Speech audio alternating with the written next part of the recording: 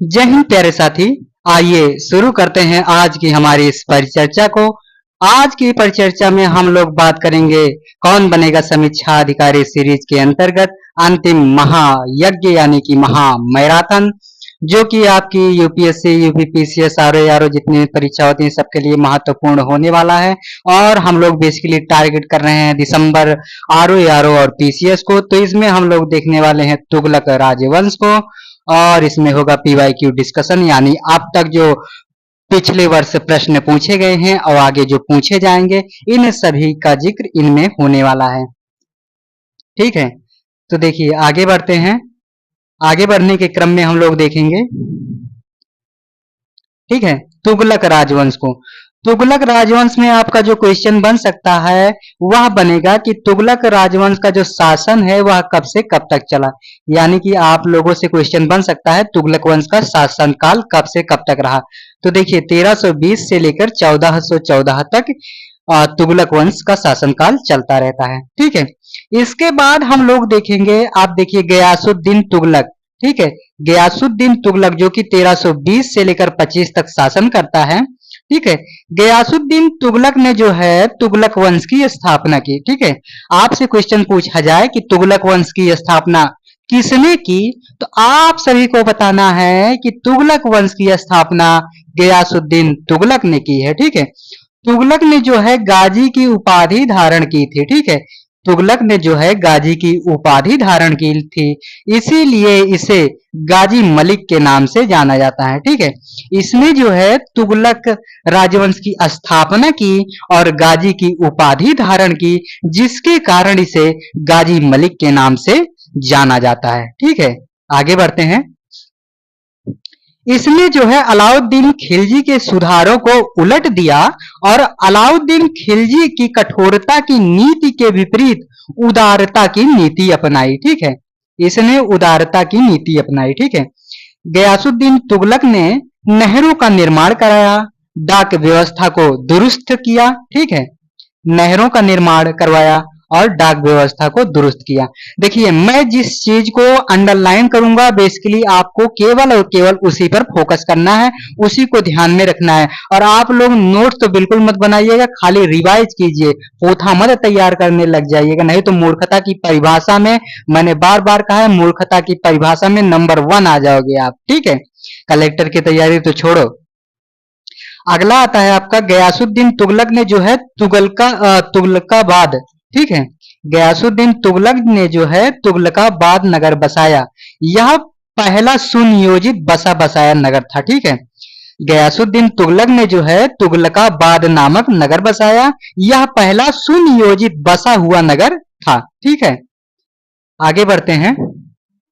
देखिए हमारा मेन उद्देश्य है कि आप सभी को जल्दी से जल्दी रिवाइज कराना। ठीक है, ताकि जल्दी जल्दी से आप रिवाइज कर सकें, क्योंकि इसको अगर डीप से हम समझाएंगे तो इसमें घंटों घंटों का टाइम लगेगा, यानी कि 2-2 ढाई घंटे की पूरी क्लास चलती है। लेकिन यह रिवीजन बैच है, आप सभी को जल्दी से जल्दी इसको रिवाइज करना है और मुझे रिवाइज कराना है जल्दी जल्दी।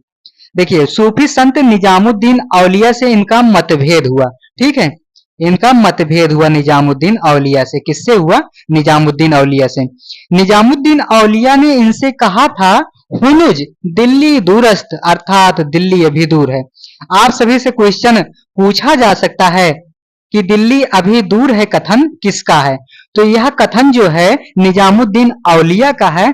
और आपसे क्वेश्चन अगर पूछा जाए कि दिल्ली अभी दूर है किसके विषय में कहा गया है, तो आप लगाएंगे गयासुद्दीन तुगलक के बारे में कहा गया है। ठीक है, इसने जो है बंगाल अभियान से लौटते समय, देखिए जो आपका गयासुद्दीन तुगलक है, यह बंगाल अभियान से जब लौट रहा था तो लकड़ी का भवन जो होता है वह इसके ऊपर गिर जाता है और इसका जो क्या बोलते हैं प्राण वायु होती है, प्राण पखेरु होता है, वह उड़ जाता है, यानी कि अल्लाह को यह प्यारा हो जाता है। तो अगला जो आपका है लाइन, गयासुद्दीन तुगलक के बारे में जानकारी जो है तुगलक नामा, जो कि अमीर खुसरो की ग्रंथ। ठीक है, गयासुद्दीन तुगलक के बारे में हमें जानकारी कहां से प्राप्त होती है? आपसे अगर क्वेश्चन पूछ लिया जाए या क्वेश्चन पूछ लिया जाए कि तुगलक नामा किसका ग्रंथ है, तो अमीर खुसरो आप लगाओगे। ठीक है, और देखिए तारीख फिरोज शाही जो कि बरनी लिखता है, ठीक है। बीच बीच में मैं इस तरह से इसे इसलिए ला रहा हूं ताकि आपको एक किताब भी मिल जाए और उसके बाद उसमें जिक्र किसका है ये भी जानकारी मिल जाए। तो ये बेसिकली लाने का मेन पर्पज यही है। तो देखिए गयासुद्दीन तुगलक के बारे में जानकारी जो है तुगलक नामा से प्राप्त होती है जो कि अमीर खुसरो की रचना होती है, और तारीख फिरोज शाही से मिलती है जो कि बरनी की रचना है। आगे बढ़ते हैं। आगे बढ़ने के क्रम में आप देखेंगे अमीर खुसरो के बारे में यहाँ चर्चा दी जा रही है, ठीक है। अमीर खुसरो के बारे में, तो जो अमीर खुसरो हैं, अमीर खुसरो ने दिल्ली सल्तनत के 7 सुल्तानों के, यह 7 सुल्तानों के अधीन कार्य किए रहता है। अमीर खुसरो ने जो है सूफी, अमीर खुसरो जो थे ये सूफी धर्म से प्रभावित थे, ठीक है। और जो तत्कालीन भाषा थी यानी कि फारसी भाषा थी उसका यह महान साहित्यकार था, ठीक है। जो तत्कालीन भाषा थी, ठीक है, फारसी भाषा थी, उसका यह महान साहित्यकार हुआ था, ठीक है। इसके अलावा इसने जो है हिंदी भाषा पर रचनाएं लिखी, ठीक है, हिंदवी भाषा में भी रचनाएं लिखी, ठीक है। और उन्हें, ठीक है, हिंदवी भाषा को जो है मुस्लिम समाज में हिंदवी भाषा को स्वीकृति दिलाने वाला पहला रचनाकार, ठीक है, यानी कि हिंदी को बढ़ावा देने वाला पहला रचनाकार यानी साहित्यकार इसे ही कह सकते हैं। और देखिए अमीर खुसरो को जो है मुकरियां पहेलियां जिसे कहते हैं कव्वाली लेखन के लिए भी जाना जाता है। अमीर खुसरो ने ज्यादातर लेखन मसनवी, मसनवी यानी प्रबंध काव्य पर किया, ठीक है। इन्होंने, अमीर खुसरो ने अपना ज्यादातर लेखन मसनवी यानी प्रबंध काव्य पर किया, ठीक है। किरात उस सादेन, किरात उस सादेन जो कि बुगरा खां और कैकेयवाद के मिलन का वर्णन करता है, ठीक है। और अगली इनकी रचनाएं, ये सब इनकी रचनाएं हैं, ठीक है, ये सब जो है इनकी रचनाएं हैं, ठीक है। किरात उस सादेन जो कि बुगरा खां और कैकेयवाद के मिलन का वर्णन करता है। और मिफ्ता उल फुजाला, मिफ्ता उल फुजाला जलालुद्दीन खिलजी का वर्णन करता है। खजाइन, खजाइन उल फुतू जो कि अलाउद्दीन खिलजी का इसमें भी वर्णन होता है। आशिका, नूर सिपीहर, तुगलकनामा, इसमें खुसरो के विरुद्ध गयासुद्दीन तुगलक की विजय का वर्णन दर्शाता है। तो ये सब इसकी रचनाएं हैं जिनमें से आपका खजाइन उल फुतूह इंपोर्टेंट हो जाता है, तुगलकनामा भी इंपोर्टेंट हो जाता है, और लगभग लगभग इसके रचनाओं को आप ध्यान में रखिएगा। आगे बढ़ते हैं। देखिए आशिका पुस्तक में गुजरात के शासक राजकरण की पुत्री देवल रानी और अलाउद्दीन के पुत्र खिज्र खां की प्रेम कथा का वर्णन है, ठीक है। आशिका जो पुस्तक है इसमें जो है आपकी गुजरात के राजकरण की पुत्री देवल रानी और अलाउद्दीन के पुत्र खिज्र खां की प्रेम कथा का वर्णन है, ठीक है। अब देखिए नूर सिपीहर पुस्तक में उसने भारत के, ठीक है, नूर सिपीहर जो पुस्तक है, ठीक है, नूर सिपीहर, नूर सिपीहर पुस्तक में, ठीक है, नूर सिपीहर पुस्तक में भारत की जलवायु, ऐतिहासिक उपलब्धियां, संस्कृत, ज्ञान विज्ञान, लोगों का व्यवहार आदि की प्रशंसा की है। यानी कि अमीर खुसरो ने जो नूर सिपीहर पुस्तक है, आपसे क्वेश्चन पूछा जा सकता है नूर सिपीहर किसकी पुस्तक है, तो आप लोग लगाओगे अमीर खुसरो की पुस्तक है। और अमीर खुसरो ने इसमें भारत की जलवायु, ऐतिहासिक उपलब्धियां, सांस्कृतिक, ज्ञान विज्ञान, लोगों का व्यवहार आदि की प्रशंसा की है। और उसमें कहा है यदि कहीं स्वर्ग है तो वो यही है भारत में, ठीक है, यदि स्वर्ग कहीं है तो वो भारत में है, ठीक है। यानी कि भारत का वर्णन वो करता है अमीर खुसरो। अमीर खुसरो एक संगीतकार भी था, उसने तबले और सितार का आविष्कार किया। बहुत बार परीक्षाओं में पूछा गया है ये क्वेश्चन, आगे भी पूछ सकता है। अमीर खुसरो एक संगीतकार भी था, उसने तबले और सितार का आविष्कार किया। आपसे क्वेश्चन पूछा जा सकता है कि तबले और सितार का आविष्कार किसने किया, तो आप सभी को लगाना है अमीर खुसरो ने किया, ठीक है। आगे बढ़ते हैं। अब बात करते हैं मोहम्मद बिन तुगलक के बारे में। मोहम्मद बिन तुगलक ने जो है 1324 ईस्वी से 1551 तक शासन किया, ठीक है। मोहम्मद बिन तुगलक एक साम्राज्यवादी शासक था जिसने दक्षिण में प्रत्यक्ष नियंत्रण की नीति अपनाई थी। इसके लिए उसने, ठीक है। इसके लिए उसने वहां इक़्तिदार नियुक्त कर शासन चलाया था। मोहम्मद बिन तुगलक ने राजधानी दिल्ली परिवर्तित करके देवगिरी स्थापित की थी और उसे दौलताबाद नाम दिया। ठीक है, यह आपके लिए इंपॉर्टेंट हो जाएगा। ठीक है, इसे आप जरूर नोट कर लीजिएगा। इससे आपका ये भी होता है कि दौलताबाद नगर किसने बसाया। ठीक है, तो जो मोहम्मद बिन तुगलक ने राजधानी दिल्ली से परिवर्तित करके देवगिरी स्थापित कर दी थी और उसे दौलताबाद नाम दिया था। ठीक है, नाम दिया था। तो ये हो जाएगा आपका। आगे बढ़ते हैं। उसने महाराष्ट्र क्षेत्र में स्थानीय लोगों को अमीर सादा के पद पर नियुक्त किया, जो कि 100 गांव के प्रधान हुआ करते थे। ठीक है, आपसे क्वेश्चन पूछा जाए कि अमीर सादा कौन लोग थे, तो ये लोग 100 गांव के प्रधान थे, यानी कि 100 गांवों के मालिक थे।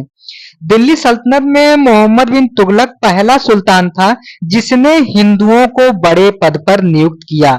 उसने कई हिंदुओं को इक़्तिदार बनाया। ठीक है, ये आप ये भी नोट कर लीजिएगा।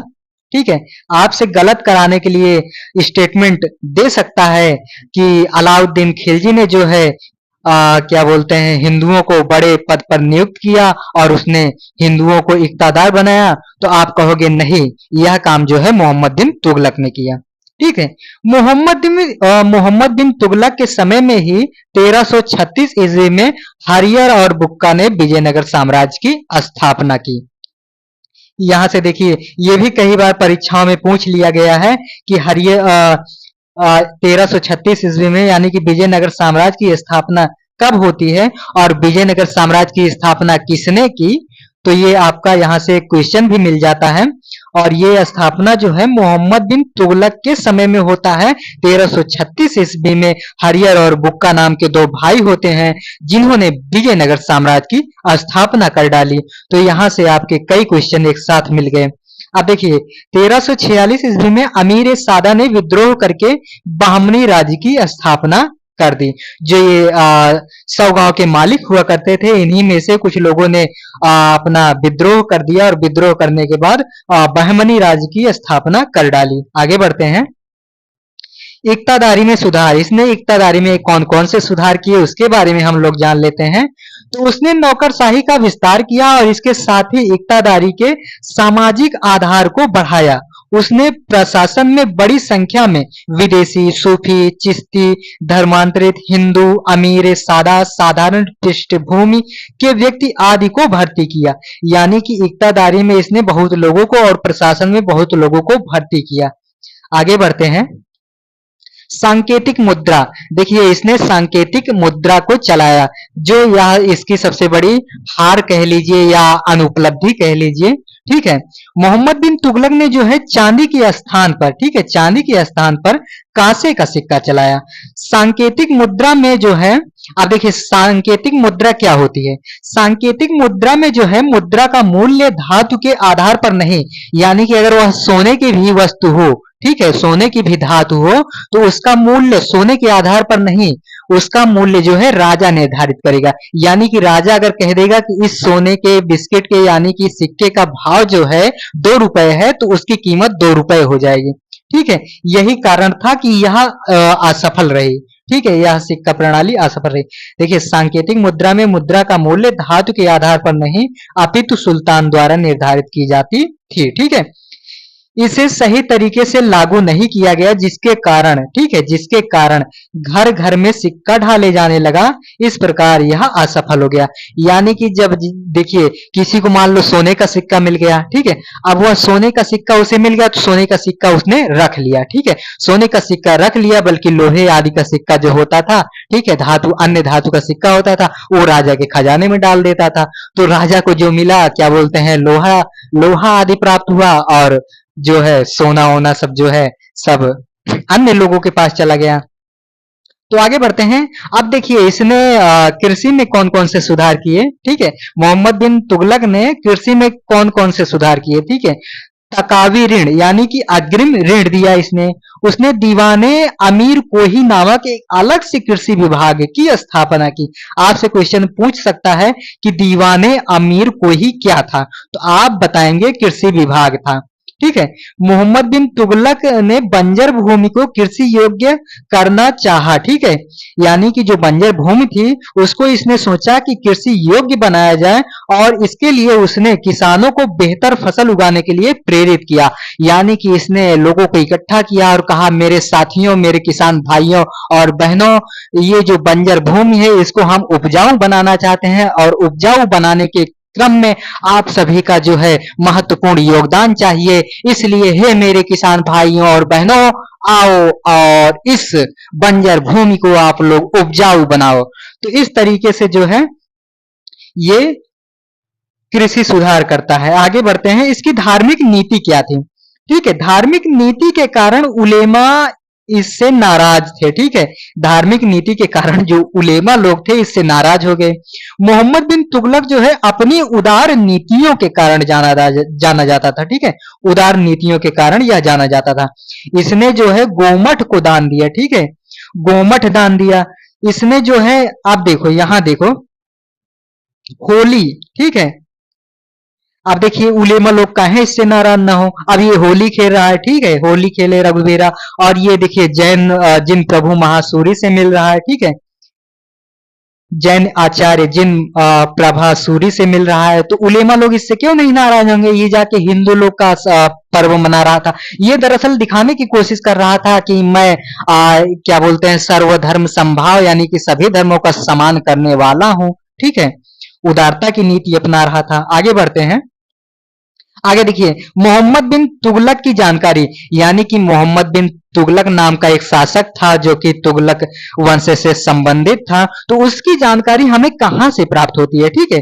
तो उसकी जानकारी जो है हमें तारीख फिरोज शाही से प्राप्त होती है। रेहल्ला इब्न बबूता की पुस्तक है और फुतू उस सलातीन जो कि अबू बकर ईसामी की पुस्तक है, इससे हमें जानकारी मिलती है कि मोहम्मद बिन नाम का एक शासक था जिसने तुगलक वंश में अपना क्या बोलते हैं योगदान दिया, शासन किया, ठीक है, दिल्ली सल्तनत में शासन किया।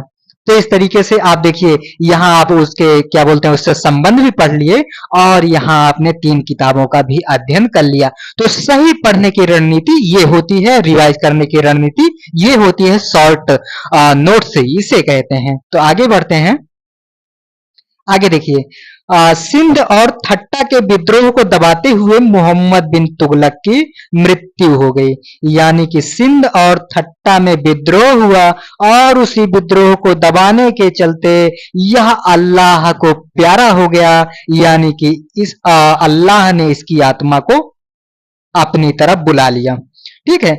अब देखिए, बदायूनी और बरनी, आप देखिए विकल्प के हिसाब से लगाइएगा, ठीक है। अगर वैसे तो दोनों विकल्प में नहीं देगा, लेकिन देखिए यह स्टेटमेंट है कि सुल्तान को उसकी प्रजा से मुक्ति मिल गई और प्रजा को सुल्तान से।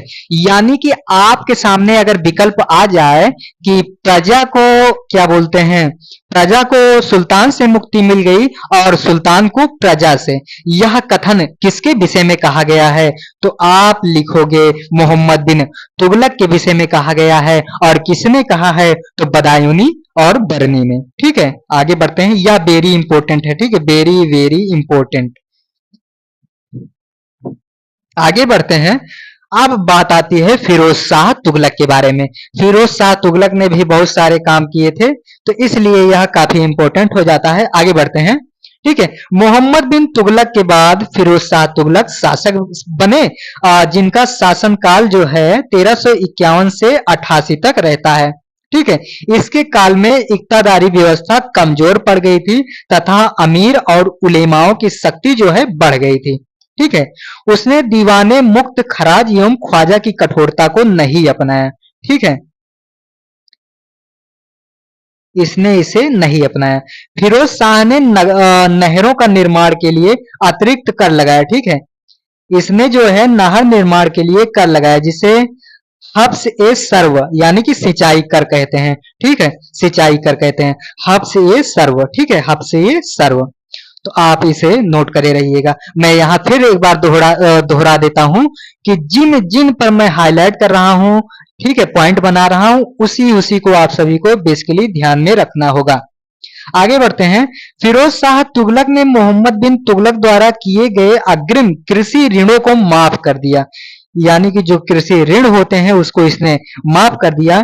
इसके काल में कारखाने सबसे ज्यादा विकसित हुए। कहा जाता है कि इसके समय में 36 कारखाने काम कर रहे थे। ठीक है, इसके काल में जो है कारखानों का विकास होता है और कहा जाता है कि 36 कारखाने इसके समय में थे। दीवाने वयुतात, ठीक है, दीवाने वयुतात कारखाना अधिकारी होते थे। ठीक है, फिरोज शाह तुगलक ने बागानों की खेती पर बहुत ज्यादा बल दिया। इसके समय में कुल 1200 बागान लगाए गए थे। ठीक है, इससे यह सिद्ध होता है कि यह प्रकृति के प्रति कितना सद्भाव यानी प्रेम भाव रखता था। आगे बढ़ते हैं। देखिए, फिरोज शाह तुगलक ने बड़ी संख्या में गुलामों को अपने पास रखा। कहा जाता है कि लगभग 1,80,000 गुलाम इसके पास थे। ठीक है, यह आपसे पूछा जा सकता है, तो इसको आप नोट रखिएगा। इन गुलामों को सेना में कारखानों में रखा जाता था। गुलामों के लिए जो है एक अलग से विभाग दीवाने बंदगान स्थापित किया गया। आपसे क्वेश्चन पूछा जा सकता है कि दीवाने बंदगान क्या था, तो गुलामों के लिए एक से अलग से विभाग था। ठीक है, यह गुलामों से संबंधित था दीवाने बंदगान। आगे बढ़ते हैं। फिरोज शाह तुगलक ने लोगों के लिए मुफ्त उपचार की व्यवस्था की। इससे यह सिद्ध होता है लोग इसे अरे आप ही माई बाप हो कहने लगे थे। इसके लिए उसने दारुल सफा आपसे क्वेश्चन अगर पूछे दारुल सफा क्या था, तो आप कहोगे चिकित्सा विभाग था। आगे बढ़ते हैं। फिरोज शाह तुगलक अपनी कल्याणकारी नीतियों के लिए जाना जाता है। उसने रोजगार दफ्तर की स्थापना की। ठीक है, दीवाने खैरात की स्थापना की, अनाथों के लिए विवाह का आयोजन करवाया। ठीक है, दीवाने खैरात, रोजगार दफ्तर, ठीक है, अनाथों के लिए विवाह का आयोजन करवाया। इसके लिए इसके अलावा असामान्य जो सजा थी, यानी कि जो सजा दी जाती थी, काफी सजा को जो है इसने माफ कर दिया कि चलो अब मैं इस सजा को नहीं दूंगा, इसे माफ कर देता हूं। ठीक है, तो इससे कहीं ना कहीं लोग इसके क्या बोलते हैं, इससे काफी इसने श्रद्धा भाव रखने लगे थे कि अरे माई बाप आप दयालु हैं। ठीक है, भगवान देवता आदि सब इसको कहने लगे। आगे बढ़ते हैं। फिरोज शाह ने नई नगरों की स्थापना की। ठीक है, फिरोज शाह तुगलक जो होता है इसने कई बहुत सारे नगरों का स्थापना किया। ठीक है, जैसे आप जौनपुर देखेंगे, हिसार देखेंगे, फिरोजाबाद देखेंगे, फिरोज शाह कोटला देखेंगे। और देखिए, कुछ लोग ऐसा कहते हैं, कुछ इतिहासकार ऐसा कहते हैं कि इसने लगभग 300 नगरों की स्थापना की। ठीक है, 300 नगरों की स्थापना की। ठीक है, देखिए, दीवाने विजारत जो है वजीर का पद होता था। ठीक है, और देखिए वजीर का पद जो है सबसे ज्यादा शक्तिशाली तुगलक काल में था, विशेषकर फिरोज शाह तुगलक के काल में। यानी कि जो वजीर का पद होता है यह सबसे शक्तिशाली पद था तुगलकों के समय में, और वो भी विशेषकर फिरोज शाह तुगलक के समय में वजीर बहुत ही शक्तिशाली हो गए थे। आगे बढ़ते हैं।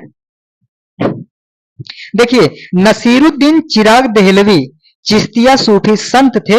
इन्होंने फिरोज शाह तुगलक को सुल्तान बनवाने में काफी ज्यादा मदद की।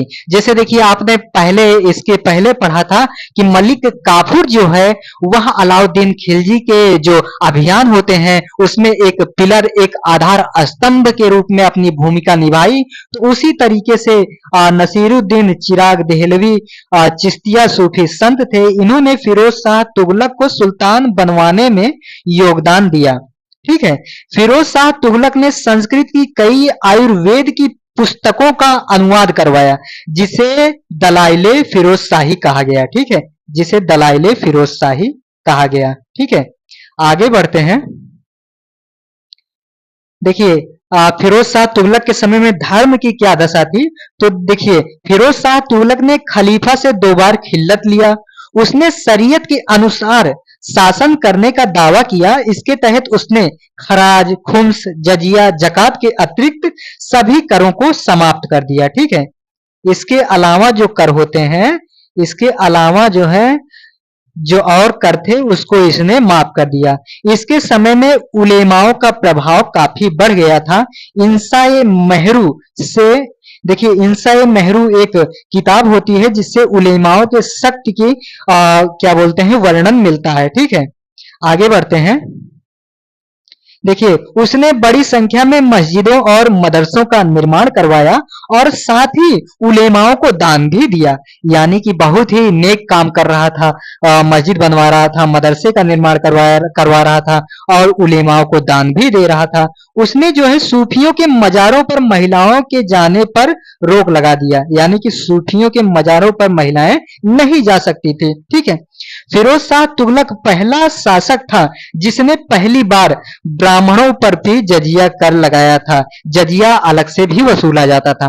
ठीक है, फिरोज शाह ऐसा आदमी था जिसने जजिया कर जो है ब्राह्मणों से भी लिया। इसके पहले ब्राह्मणों से जजिया कर नहीं लिया जाता था। तो आगे बढ़ते हैं, यह पॉइंट आपके लिए बहुत ही इंपॉर्टेंट है, यह कई बार परीक्षाओं में पूछा भी गया है। आगे बढ़ते हैं।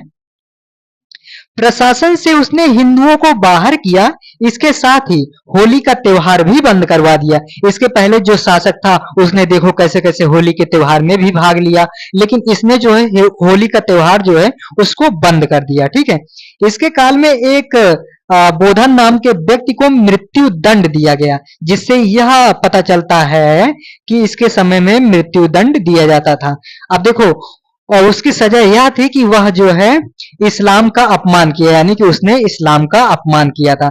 जबकि देखो बोधन ने कहा था कि कुरान की तरह वेद भी पवित्र है। ठीक है, कुरान की तरह वेद भी पवित्र है। इसी आधार पर उसे क्या बोलते हैं इस्लाम का दोषी मानकर उसे मृत्यु दंड दिया गया। ठीक है, तो ये पॉइंट आप नोट रखिएगा। आगे बढ़ते हैं।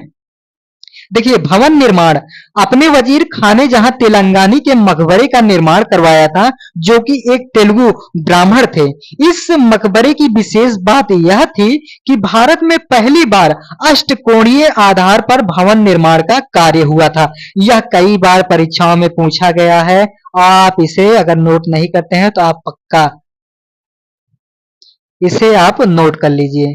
ठीक है, आगे बढ़ते हैं। इसके काल में भवन निर्माण में सलामी पद्धति अपनाई गई। ठीक है, सलामी पद्धति अपनाई गई, जिसके अंतर्गत जो दीवार होती थी वह ढालनुमा बनाई जाती थी, जिससे भवन जो है भवन मजबूत बना रहता था। ठीक है, तो इसके काल में नए भवन प्रायः धूसर रंग के पत्थरों से बनाए गए।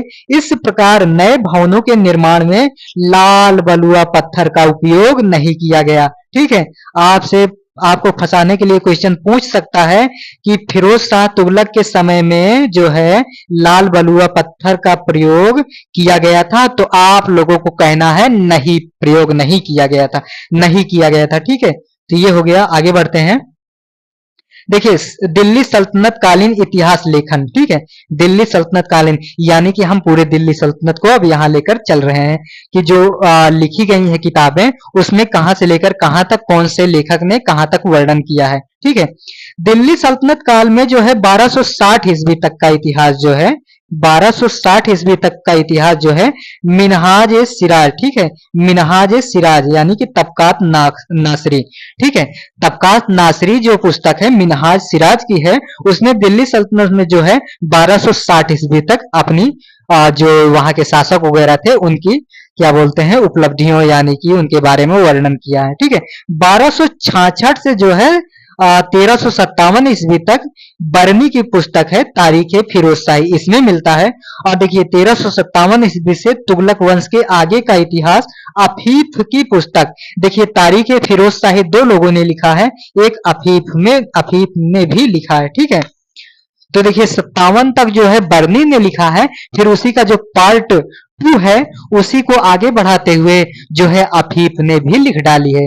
और देखिए फतवा ये जहांदारी। ठीक है, फतवा ये जहांदारी इसको भी बर्नी ने लिखा है। ठीक है, राजनीति विचारधारा पर यह पुस्तक डेडिकेट है यानी कि समर्पित है। ठीक है, और देखिए आगे है फुतुहात ये फिरोज शाही पुस्तक। फुतुहात ये फिरोज शाही, जो कि फिरोज शाह द्वारा किए गए विभिन्न, ठीक है, जो फिरोज शाह होते हैं, फिरोज शाह तुगलक होते हैं, उनके द्वारा जो विभिन्न निर्णय दिए गए हैं उसका वर्णन इसमें किया गया है। ठीक है, आगे बढ़ते हैं। आगे है फिरोज शाह के बाद कमजोर उत्तराधिकारी हुए। नसीरुद्दीन महमूद शासक बने जिन्होंने 1394 ईस्वी से 1412 ईस्वी तक शासन किया। ठीक है, नसीरुद्दीन महमूद के काल में ही तैमूर का आक्रमण जो है, तैमूर का आक्रमण यानी कि 1398 ईस्वी में हुआ। देखिए ये क्वेश्चन आपको कुछ दूसरी तरीके से पूछा गया है, लेकिन यहाँ से क्वेश्चन बन चुका है। आपसे क्वेश्चन यह पूछा गया है कि कोई ध्यान नहीं आ रहा है इतना, लेकिन तुगलक करके था कि तो उस तुगलक के समय में तैमूर ने आक्रमण किया था, तो आप कहोगे नहीं। ठीक है, 1398 में किया था। और देखिए ऐसा कहा जाता है कि इनके काल में जो है सल्तनत केवल दिल्ली से पालमपुर तक सिमट गया था। ठीक है, इसके बाद देखिए अगली क्लास में हम लोग जो है सैयद राजवंश के बारे में पढ़ेंगे। सैयद राजवंश के बारे में ज्यादा ज्यादा 5-6 मिनट की चर्चा होगी। उसके बाद हम लोग लोधी राजवंश की चर्चा करेंगे, जो कि लोधी राजवंश में भी हम लोग लगभग 10-12 मिनट की चर्चा में उसको समाप्त कर देंगे। ठीक है, तो जल्दी जल्दी से इस सेशन को लाइक करेंगे, शेयर करेंगे और अपने दोस्तों में इतना शेयर करेंगे ताकि कोई भी परीक्षा से यानी कि महत्वपूर्ण प्रश्नों से यानी कि इतिहास विषय जो कठिनतम माना जाता है यानी बोरिंग विषय माना जाता है, उससे अचूका न रह जाए। ठीक है, तो मिलते हैं सैयद वंश के साथ।